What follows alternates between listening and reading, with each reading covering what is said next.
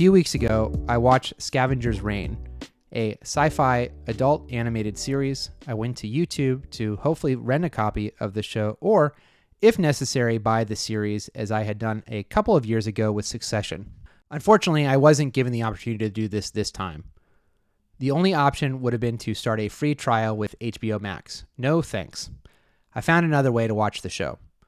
Why do companies do this? Why do they give up the guarantee of money for the possibility that someone will sign up for a free trial and, once they've experienced a streamer, will willingly sign up for a $15 to $20 a month recurring payment? From a 2023 article entitled With Subscription Fatigue Setting In, Companies Need to Think Hard About Fees, writer Jay Fitzgerald notes that the average U.S. consumer last year spent $273 a month on 12 paid subscriptions. With its attractive recurring revenues for companies, the subscription model has grown so popular that nearly 75% of companies that sell directly to consumers have some sort of subscription offering, according to a new industry and background note co-authored by Harvard Business School professor Eli Ophek. This trend is unlikely to decrease anytime soon. From the same article, a recent analysis revealed that subscription-based companies have grown 3.7 times faster than the S&P 500 over the past decade, according to co-author Amy Connery, Senior Vice President of the Subscribed Institute and Marketing Strategy at Zuhura. Consider companies like the cloud storage provider Dropbox, Apple, which charges monthly for cloud storage, music, and more, and Facebook parent Meta, which offers subscription services for creators and virtual reality gamers. The situation is perhaps even more drastic when examined through the lens of legacy media. The daily newspaper is dying and is, for all but a few prestigious national papers, the Wall Street Journal, New York Times, USA Today, almost assuredly not going to survive another 10 years. Digital media is cheaper to produce, no need to deal with printing presses or paper cost, timelier, it doesn't need to wait 24 hours for a news update or correction to a story, and convenient for the readers. It's only a click and sometimes vocal command away. The problem for legacy media is that the lifeblood of the industry, advertising, has been hoovered up by tech giants like Facebook and Google. In a Forbes article entitled Why the Future of Media is Subscription-Based, Falan Fatimi looks at how the media landscape is shifting. While the subscription model is often framed as an alternative to an ad-based model, these days this is rarely the case. The New York Times has always had ads, and still does. At nearly 10 million subscribers, it also has the most paying digital customers of any publisher. Neither Twitter, Meta, nor Snapchat subscription services boast ad-free as one of their key offerings. While the subscription model has many benefits and not needing to rely on advertising is certainly one of them, that is not the main reason that the future of media is subscription-based. Customization, privacy, and security controls, and a reliable revenue stream are the key reasons that we are seeing and will continue to see this business model boom. Or will we? Subscriptions make sense when customers see value, especially when that value continues to increase every month. A few episodes back, I talked about Chris Dixon's book Read, Write, Own, and his concept of the attract-extract cycle. Cory Doctorow described a similar process on his blog in a post from January of 2023. Here's how platforms die. First, they are good to their users, then they abuse their users to make things better for their business customers. Finally, they abuse those business customers to claw back all the value for themselves, then they die. Commenting on Doctorow's blog in a Mother Jones article entitled Why Reddit is Destined to Turn to Crap, Ali Breland writes, in their beginning phases, Doctorow elaborates, new platforms need users, so they create a situation that's advantageous for them. He recalls how Amazon initially offered cheap, accessible products, but as customers were swept aside or died, Doctorow says the company entered a less user beneficial but presumably more profitable phase as it made it harder for customers to find the best products by prioritizing sellers who paid Amazon the most for ads. You can see the same trend at Facebook, where its feed went from being a useful tool to keep tabs on people around you to a slightly less useful tool boosting the contents of business that the company wanted on the platform, to a chamber of emotional incitement designed to maximize user engagement. At Uber, after subsuming the taxi industry, trips became more expensive and paid out less to drivers. Will we see the same thing at these streaming services? Almost definitely. From a 2024 article from Quartz called Hulu and Disney Plus are losing subscribers as the streaming industry struggles to turn a profit, Bruce Gill writes, only 3 U.S. video subscription services have managed to turn a profit in the 17 years since Netflix launched the streaming revolution. Netflix, Hulu, and most recently Warner Brothers Discovery. One reason is that video streaming services have done a terrible job at keeping subscribers. In the last 4 years, the weighted average churn rate for U.S. streamers has almost tripled to 5.5%, according to a new report from the streaming analytics firm Antenna. This is despite billions of dollars spent on customer acquisition and dozens of entries into the streaming world. There are at least 10 US-based streaming services with at least 10 million subscribers, not mentioning several gloriously short-lived failures, CNN Plus and Quibi probably being the two most memorable. Gill doesn't see the situation improving for consumers. Recent trends in the industry, such as a crackdown on passwords, price hikes, and additional advertising, has turned off consumers and has led to a rise in visits to piracy websites. Netflix, Disney Plus, Hulu, and Spotify all increased their rates in 2023, with Netflix and Disney Plus adding ad spots to some of their formerly commercial-free plans in late 2022. Some streamers have already lost net subscribers this past year. Subscribers to Disney Plus fell 7% to 150 million in the 3 months ending December 30th from 160 million, while Hulu subscribers in the same time period fell 3% to 48 million. To increase the value proposition, it's likely that there will be additional consolidation in the years to come. Per a Motley Fool article from earlier this year that surveyed 2,000 Americans, 62% of respondents who have a video streaming service subscription believe there are too many streaming options. 47% of respondents spent more than $30 per month on video streaming services, 43% spent more than $30 per month, and the remaining 10% don't know how much they are spending. 46% of respondents said they are subscribed to more video streaming services than they were a year ago, down from 54% in 2022. And 37% said they've subscribed to fewer services, up from 13%. It's quite possible that the golden era of streaming is over and that we are now, per Dixon's definition, entering the extract part of the cycle. The one thing that can keep customers happy, quality entertainment, may also be in decline. From an NPR Fresh Air interview from earlier this year, writer Daniel Besner talks about the conflicted feelings that Hollywood has with Netflix and how they have changed. It's a great point because initially people welcomed streaming very much so, particularly Netflix, because what Netflix would do is that they would oftentimes, I think actually always, guarantee creators that if the show was purchased and green-lighted after, several stages of development, they would make an entire season of the show and you didn't have to worry about things like Nielsen ratings. For example, I talked to a couple of producers and they were like, yeah, we'd wake up and we'd look at the Nielsen ratings at first. When we were dealing with Netflix, it felt so freeing to not have to do that. So there were significant benefits to Netflix initially, not only in the fact that they didn't focus on ratings, but they greenlighted quite adventurous shows, and not only Netflix, but other streaming services. Netflix famously had BoJack Horseman, but other services had things like I Love Dick or Dickinson, a show based on a 19th century poet, which probably would have been greenlighted in the 1980s or 90s, so there were some benefits. However, over time, and as often happens in gold rushes aren't good for working conditions because a lot of people are trying to strike that gold vein and get rich quick. So it created, for a variety of reasons, downward pressure first on writers' wages and then on writers' working conditions. In particular, people have spoken about mini rooms, which are basically writers' rooms that are convened before the production of a show as the show is being developed. Usually they don't last very long, about 8 to 10 weeks. I spoke with someone whose writer's room actually lasted only 4 weeks. In the 1940s, the studios were vertically integrated. In other words, exhibition and production were held by the same company. The exhibition then was only, of course, theaters, which meant that they could choose the movies that they would show. They could choose a combination of movies that they would show in theaters, that they could prevent theaters that are not part of the integrated entity from showing movies. The artists in the 1940s were in long-term contracts and they were tied to a studio. So they basically worked for a studio regardless of how successful they were, and only at the end of the contract they were able to renegotiate the contract with the studio or move to another studio. So basically the studio made all the money from both the production, the success of films.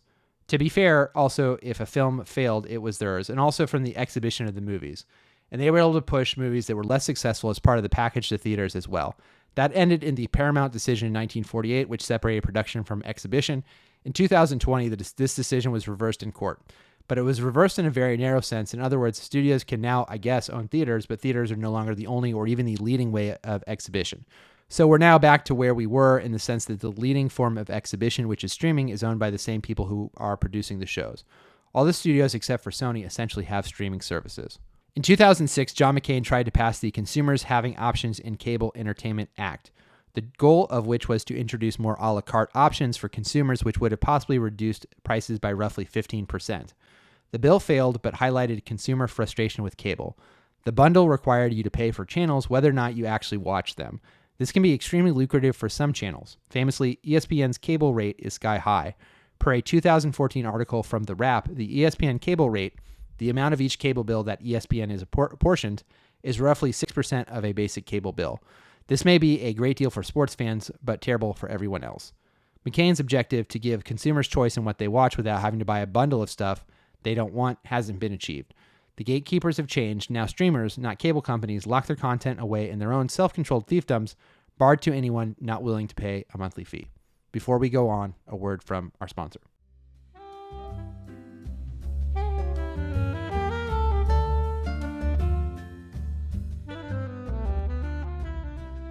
Do you enjoy reading but can't find book reviewers you connect with?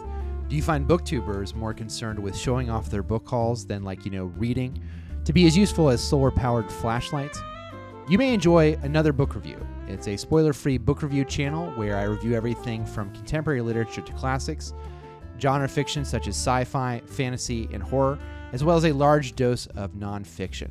If you loved reading as a kid but fell out of the habit and are looking to jump back in, or if you never left in the first place, you'll find something to enjoy. That's Another Book Review on youtube.com.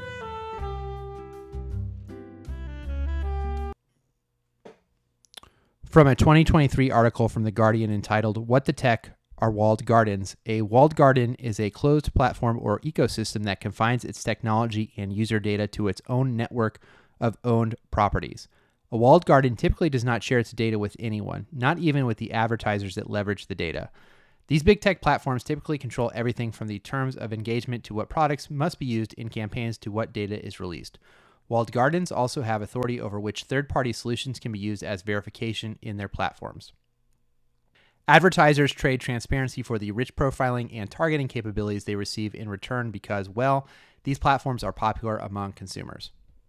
In an article entitled, "Will the DOJ Lower the Walls of Apple's Walled Garden?" from the Wake Forest Law Review, Maeve Hickey writes, on March 21st, 2024, the United States Department of Justice, the DOJ, and 16 states sued Apple, claiming the company has monopolized or attempted to monopolize smartphone markets. The suit is the latest in a series of antitrust actions against the big tech giants. The Federal Trade Commission has spearheaded enforcement efforts against Meta and Amazon, while the DOJ has taken on Google and Apple. In addition to 2 state law claims, the complaint against Apple brings 4 claims under Section 2 of the Sherman Act, which prohibits monopolization or attempting to monopolize a particular market. The complaint defines 2 relevant markets, the smartphone market as a whole and the narrower performance smartphone market of upscale, more expensive devices. Many of the allegedly monopolizing practices at issue involve Apple's cultivation of a walled garden, with one market for applications, the App Store, one digital wallet, Apple Pay, smartwatches, Apple Watches that only pair with one type of phone, iPhones, and a messaging platform, iMessage, only available on Apple devices. A walled garden is a closed system of products or services over which a single entity, here Apple, maintains significant control.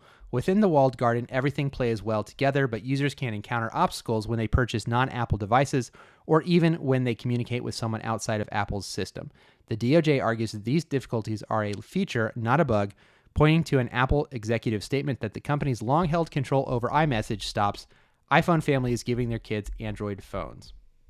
I think the reasons for the walled garden are likely even more insidious. Data in a late capitalistic society is vital. It allows marketing to tailor their oftentimes expensive ads to try to reach potential indifferent customers drowning in information.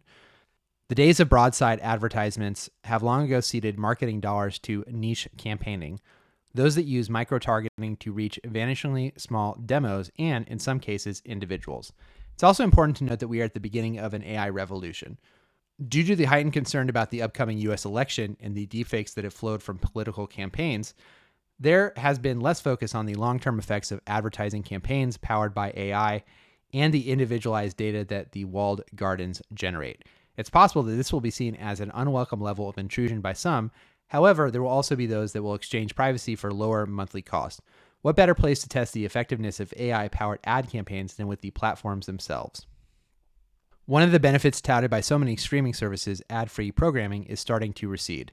Netflix, after vowing it would remain ad-free for years, recently reversed this. Why would a company reverse a long-standing central tenet of their company? The answer is money. Charles Warzel, from an Atlantic article entitled "Streaming Has Reached Its Sad, Predictable Fate," writes, "The first question plaguing omnivorous, content-hungry humans with a spare hour or two is this: What should I watch? In recent years, a second question has come to dominate our evening streaming rituals. How do I watch it? Drenching your eyeballs in sweet television can be surprisingly tricky, requiring some amount of research to determine which streaming platform has whatever you want to watch and, crucially, whether you pay for it already. The media's attention to the recent bankruptcy of Redbox's parent company, Chicken Soup for the Soul Entertainment, has focused on its kiosk business, which allowed customers to rent physical copies of DVDs and Blu-rays. Gizmodo had a take typical to most media reporting on this story.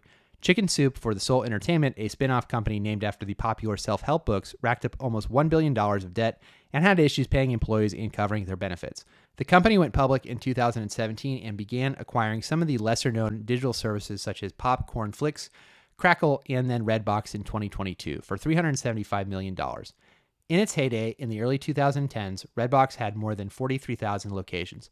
The company's site says it still has more than 34,000 kiosks doling out DVDs and Blu-rays, but some machines have been reported as being unplugged with credit card slots having tape over them. Redbox's demise is another indicator that physical media is becoming a thing of the past. Best Buy and Target announced in the past year that physical stores will no longer sell DVDs and Blu-ray discs.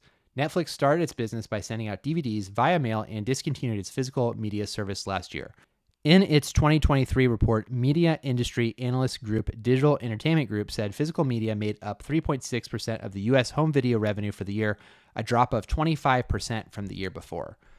The vanishing physical media market is certainly part of the story. The bigger part, the part that is getting much less attention, however, is the demise of a neutral arms dealer. By that I mean a service that is vendor agnostic that will rent or sell you movies outside of its own internal ecosystem. While admittedly the service has gotten worse over the years, Redbox was still the number one site I used to stream movies. Why?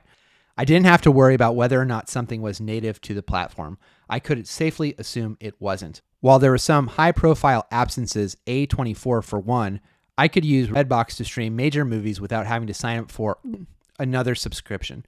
This dearth of a la carte options is what started the revolt from cable in the first place. One of the main evils of cable was the inability to cancel your service in a hassle-free, reasonable manner. It looks like streamers have brought that experience back. From a recent article in The Hollywood Reporter entitled Streaming Services Beware, a crackdown is coming on cancellation trickery. Ashley Collins writes, from long hold times on the phone because there's no way to cancel online, to high-pressure pitches from customer service reps or having to click through a labyrinth of discount offers and "Are you sure?"